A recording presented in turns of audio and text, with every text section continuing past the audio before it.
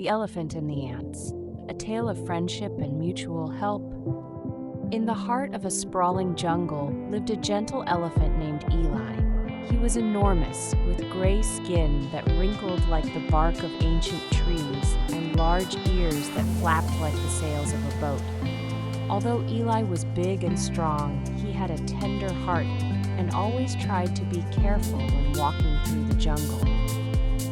One sunny afternoon, Eli was strolling through the jungle, enjoying the rustle of the leaves and the distant chirps of birds. Without realizing it, he wandered off his usual path and into a grassy field. As he walked, the ground beneath his giant feet shook slightly.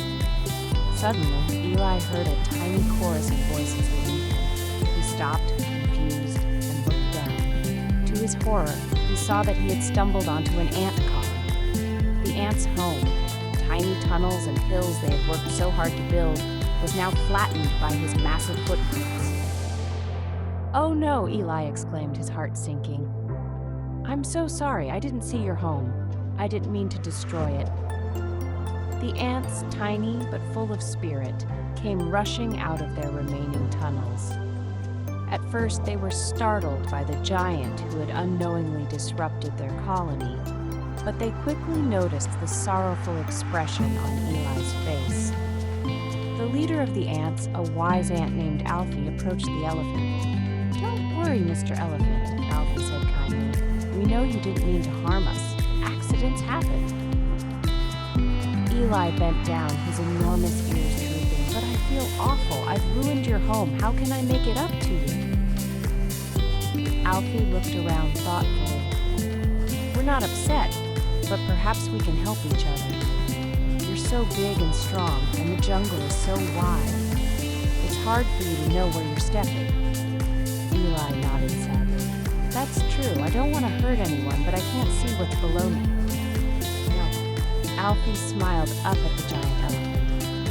"Well, we ants are small, but we know this jungle better than anyone. We can show you a safer path to walk, where you won't disturb any homes." Eli's eyes brightened. "You would do that for me?" "Of course," Alfie replied. "We believe in helping others, no matter their size." And so, the ants led Eli along a new path, one that wove through the jungle without crossing through their home or the homes of other small creatures. The ants knew every inch of the ground, where the softest grass grew, where the little streams trickled, and where all the other animals lived. Eli followed carefully, grateful for their guidance. "Thank you, little friends," Eli said when they reached a safe clearing. "You've been so kind to me." Alfie waved a tiny antenna. "It's what friends do. We all share this jungle, after all." The days passed, and Eli continued his walks on the safe path the ants had shown him. He was careful and mindful of the small creatures below, always thinking of his tiny friends. But one day, a strong and fierce wind blew through the jungle. It swirled and howled, shaking the trees and tossing leaves into the air. The ants, busy gathering food for the upcoming rainy season, watched in dismay as the wind scattered their precious supplies. Bits of food they had worked so hard to collect flew away, lost in the gusts. "Oh no," Alfie exclaimed, "we'll lose everything." Just as the ants began to panic, a familiar sound echoed through the trees, the soft rumble of Eli's footsteps. The big elephant appeared, his wide eyes filled with concern. "I saw the wind from afar," Eli said gently. "It's so strong. Are you all right?" "We're fine," Alfie replied. "But the wind has blown away our food. We've worked so hard, and now it's all scattered." Eli thought for a moment, then smiled. "Let me help." With his large trunk, Eli began picking up the scattered bits of food from the ground. He reached into places the ants couldn't, retrieving pieces of fruit and seeds that had blown far away.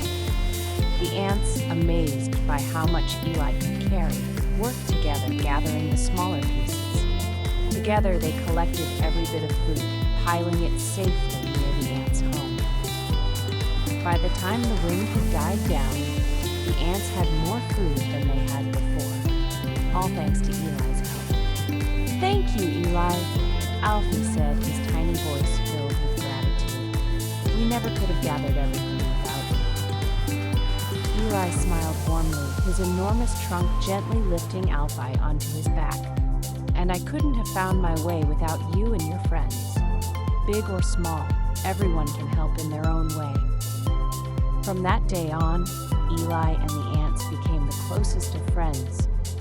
The ants continued to guide Eli through the jungle, and Eli always lent a helping trunk whenever they needed it.